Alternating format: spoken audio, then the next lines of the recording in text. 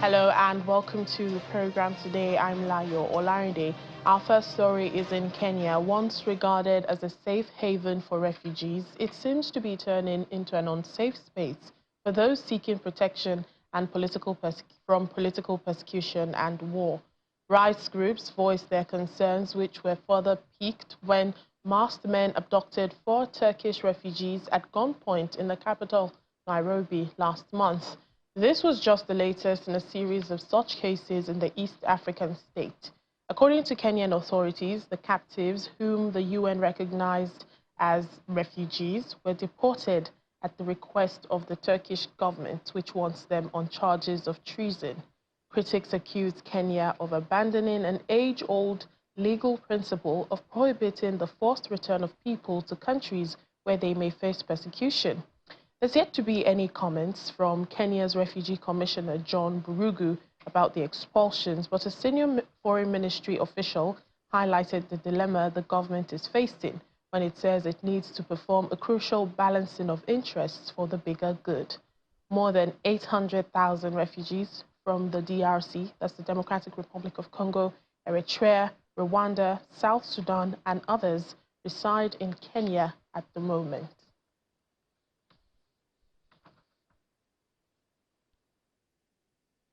But still in Kenya, bilateral relations between China and the country. Top Chinese official Li Ji arrived in the country earlier this week for bilateral talks. He was welcomed by officials, including President William Ruto at Nairobi State House in the capital. During talks, President Ruto pledged to strengthen ties between the two nations. President Ruto has also asked for China's backing for Kenya's push to join the BRICS group of emerging national economies. Currently, BRICS members make up about 28% of the global economy. Kenya, I want to assure you, is committed to promoting this partnership across Africa and also upholding the One China policy.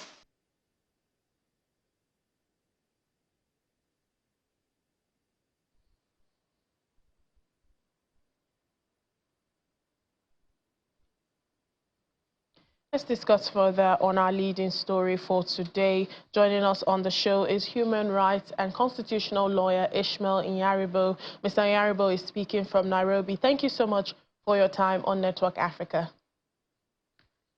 Thank you for having me. Thank you.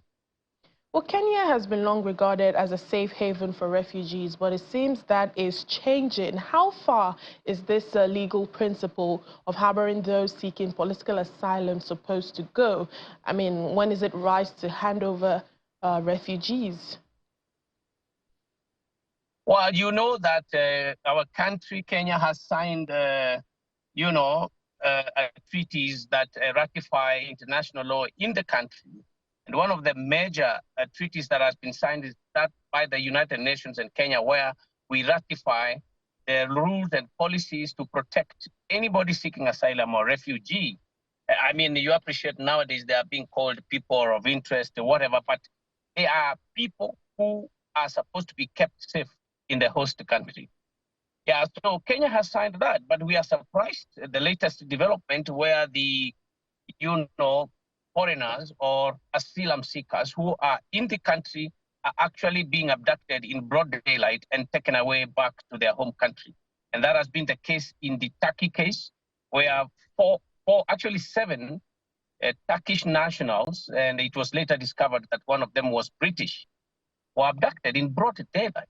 And the government acknowledging that, yes, we did this, but we did it because we wanted to agree with Turkey. They said we have a relationship with Turkey, a bilateral relationship of commercial nature. They said on this basis, the Turkish government has reassured them that they are going to be kept safe. I mean, it was shocking. It was shocking, and it's definitely against the international law and against the pact which our country has signed. Well, is it possible that, elements other than the government are engaging also in these abductions, perhaps for financial gain?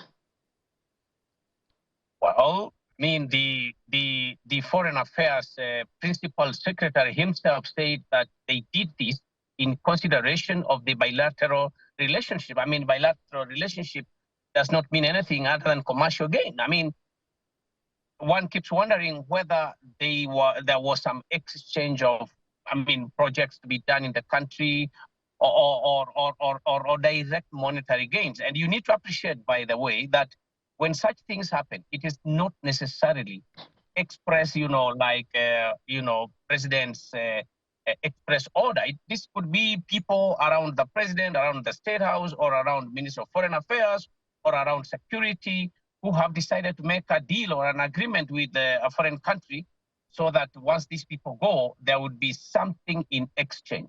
The principal secretary was, civil, just to say bilateral relationship has necessitated them to hand over these foreigners. But definitely we cannot rule out commercial or monetary interest in this.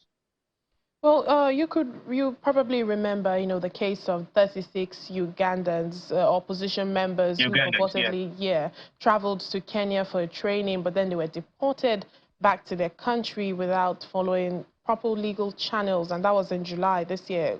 Could you tell us a bit more about that incident and, the fallout eventually?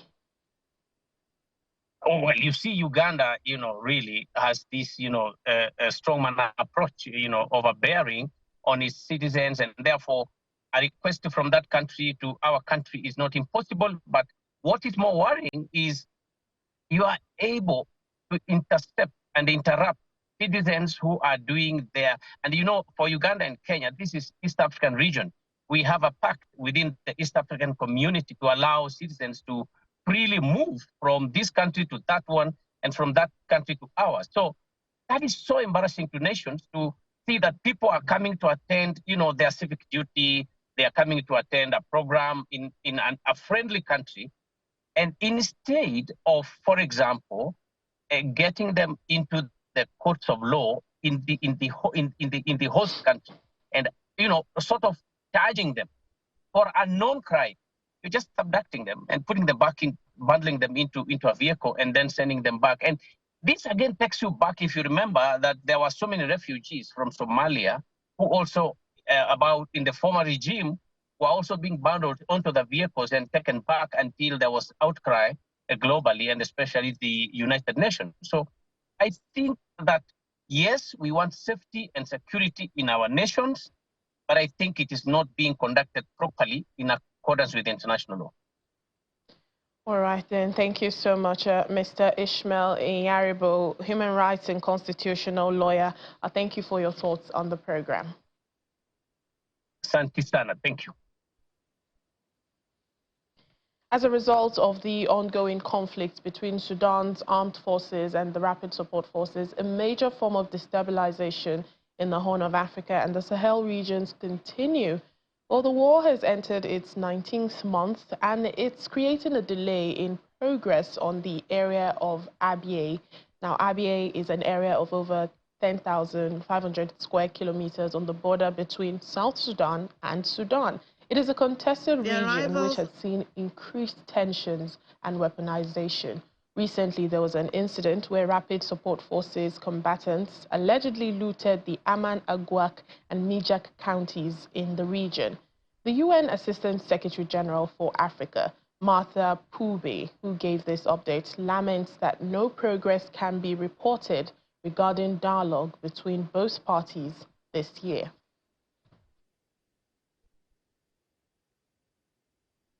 In the Abyei box, there has been a continued proliferation of small arms and heavy weaponry. Additionally, on October 21st, South Sudanese officials reported an incursion of a group of Rapid Support Forces combatants who looted Aman, Aguak, and Mijak counties. Mr. President, the war between the Sudanese armed forces and the Rapid Support Forces has now entered its 19th month. It remains a major source of destabilization in the Horn of Africa and the Sahel regions, with dire security, humanitarian, and economic consequences on Sudan's neighbors. Amid ongoing armed conflict in the Sudan and political uncertainty in South Sudan, no progress can be reported this year regarding dialogue between the Sudan and South Sudan on the final status of Abyei and border issues. UNISFA continues to monitor the situation for the conditions that might be conducive to renewed talks. We must express our regret that no progress has been made on determining the final status of Abyei, appointing a civilian deputy head of mission for UNISFA, agreeing on border demarcation, or establishing joint institutions such as an Abyei police service. At the same time, we must stress that the Sudanese authorities' refusal to grant visas for UNISFA police compromises UNISFA's ability to carry out its protection of civilians and rule of law tasks. South Sudan remains steadfast in its commitment to peace and to the peaceful resolution of the Abyei final status. Recognizing the complexities and the sensitivities involved, we call on all stakeholders to engage in a sustained and diplomatic efforts towards a comprehensive, long-term solution that respects the rights and safety of the communities involved. The deployment of South Sudan security personnel has been a temporary measure aimed at safeguarding lives and preventing escalations of intercommunal violence. Lagos State Deputy Governor Kadri Hamzat has emphasized the need to strengthen healthcare infrastructure in order to protect against biosecurity risks in Lagos and the country at large. Mr. Hamzat was speaking at the 10th African Conference on One Health and Biosecurity. He advocates for a One Health approach to address interconnected threats in Africa. Nigeria is one of African countries known to be endemic to diseases such as malaria, Lassa fever, cholera, measles, tuberculosis, and several others. Concerns about the true health status of Nigerians and the need for periodic checks is brought to the fore at the 10th African Conference of Practitioners, senior government officials at the state and federal levels that converge to deliberate on Africa's preparedness against global health threats. The last 10 years, it's as if as we're handing something, another thing is coming up. From COVID to Zika to dengue fever to monkeypox to Lassa fever. And as we speak, there's an ongoing Lassa fever outbreak in some countries in sub-Saharan Africa. And the predictions for the future are not that interesting. So modelers came together and predicted some few years ago that there is a 47 to 57% chance that within the next 25 years we are going to have a pandemic of the magnitude of COVID. And there's a 22 to 28% chance that we might have something like that in the next 10 years. The State Commissioner for Health, Professor Akin Abayomi, warns against the high rate of deforestation, which amplifies climate change and biosecurity risks. If we think that on Earth we have about 50,000 wild vertebrates, in other words, animals on Earth, each of them are known, and the vets will tell you this, that they carry about 20 viruses each. That means that we have a total of about 1 million vertebrate viruses. All these animals and the wildlife are all carrying different types of pathogens. We as human beings and microbiologists only know about 2,000 of these viruses, which means that there are about 99.8 viruses out there that have the potential to be a zoonotic event, like COVID. And so the pool is huge, and the threat is real. The multiplier effects of the COVID-19 pandemic was also an eye-opener, as speakers highlight the need to strengthen Africa's health and economic systems to avoid destabilization during disease outbreaks. We are now seeing and experiencing the failure of antibiotics. Research is urgent, and governments and private sector must commit enormous resources now to research, hopefully to produce more super drugs, more super protection for the human race. For the African continent, these crises represent a wake-up call. Our continent needs to strengthen its health architecture, bolster its economic resilience, and build a future that is secure and sustainable. It is clear that proactive measures and innovative financing strategies are crucial in addressing the nexus between health, economic stability, and security. The Deputy Governor of Lagos, Kadri Hamzat, says government is committed to continuous provision of health infrastructure to address all forms of health challenges. As we look beyond the recent development and pandemic, we must prioritize strengthening national health systems, investing in primary health care, surveillance, and emergency preparedness. We need to survey global partnerships, leveraging international support, research, and development to address Africans' unique challenges. We must improve on our community engagement and empowering local leaders, promoting health literacy, and combating misinformation. From Ebola to COVID-19 and beyond, the message from here is to strengthen Africa's capacity to address emerging global health threats. Let's head to South Africa now, where the Nigerian High Commission in Johannesburg, in collaboration with Rosebank Capital, is hosting the International Investment Forum and Roadshow, focusing on Nigeria's solid minerals sector. The event puts a spotlight on Nigeria's solid minerals sector with a goal to address key challenges within the industry and also to attract investment for the sector's development. Our South Africa correspondent, Innocent Samosa, reports. And contributions. The event, themed Harnessing Nigeria's Solid Minerals for Global Competitiveness and Sustainable Development, has brought together senior government officials, investors, business leaders and stakeholders from around the world. I particularly is key at doing everything possible at this level to ensure that after this event, we begin to change the narratives when it comes to Nigeria-South Africa business relations. The chief economist at African Bank, Dr. Yemi Kale, says it's time for Nigeria to diversify its economy. This heavy reliance on a single commodity has made Nigeria vulnerable to the volatility of global oil prices, made it vulnerable to geopolitical tensions as well as to shifting climate policies. You spoke about regulatory complexities. Who's making things difficult in your view? Well, I think that the policies themselves are making things difficult. The policies are not very clear to potential investors. The policies change quite frequently, and also implementing those policies, there are also difficulties. So I think all three have to be addressed. We have to get the right policies that attract investors. We have to be very clear in ensuring that those that are implementing the policies understand how to implement those policies properly. Meanwhile, Member House of Representatives, Honorable Landre Akunlola, says there's commitment from government in addressing these issues. Interestingly, there are quite a lot of regulations and policies that have been made, and presently in the floor there's a solid mineral bill that's being looked into, and I also, as an individual, I have a public-private partnership mining bill that I also have that is looking into all these things. You know, compliance is a big issue, and we're going to be looking at how compliance and penalties can be well articulated.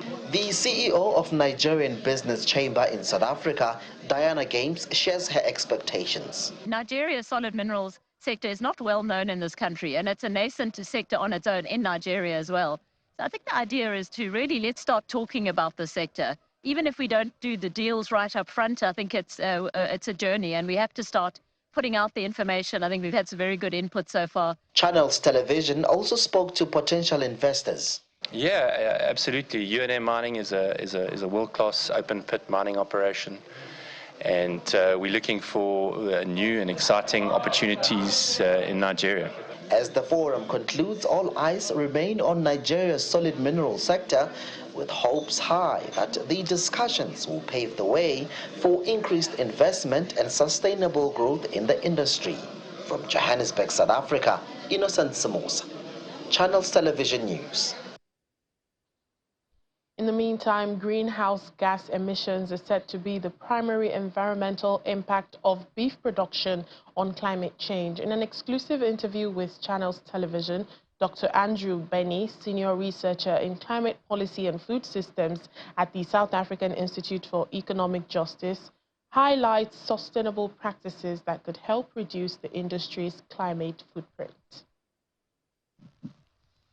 The Institute for Economic Justice in South Africa recently launched a white paper titled Beef with Climate Change, which focuses on growth, equity, and a just transition in the country's beef sector.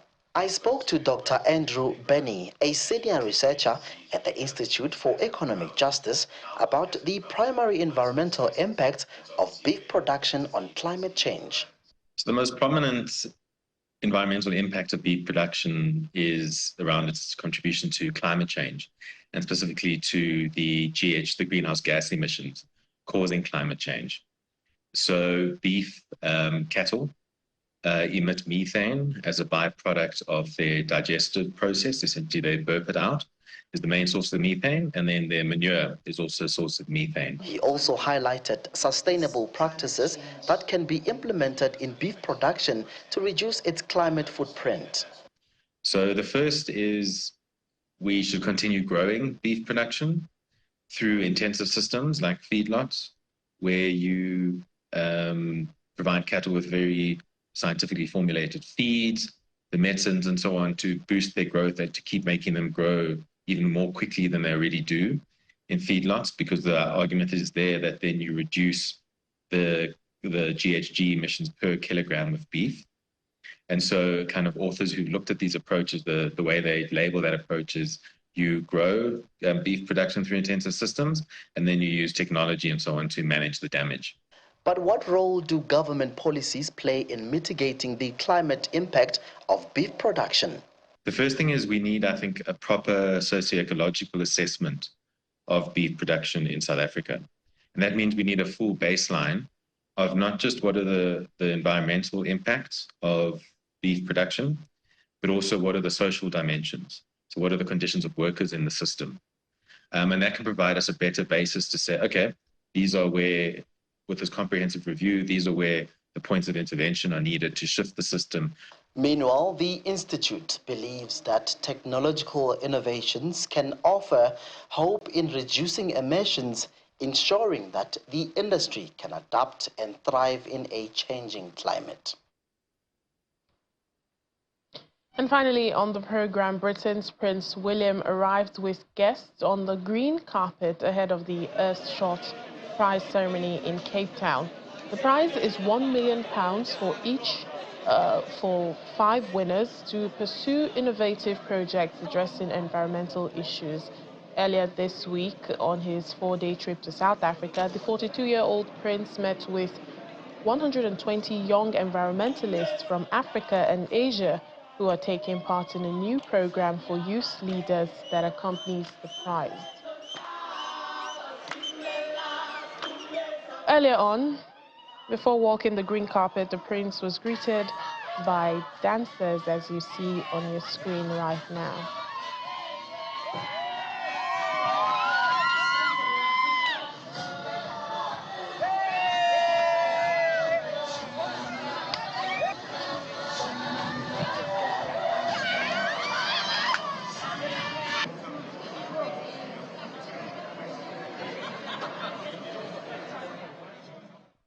And that's it on the program today. Thank you so much for watching. I'm Layo Olarinde. Have a lovely day.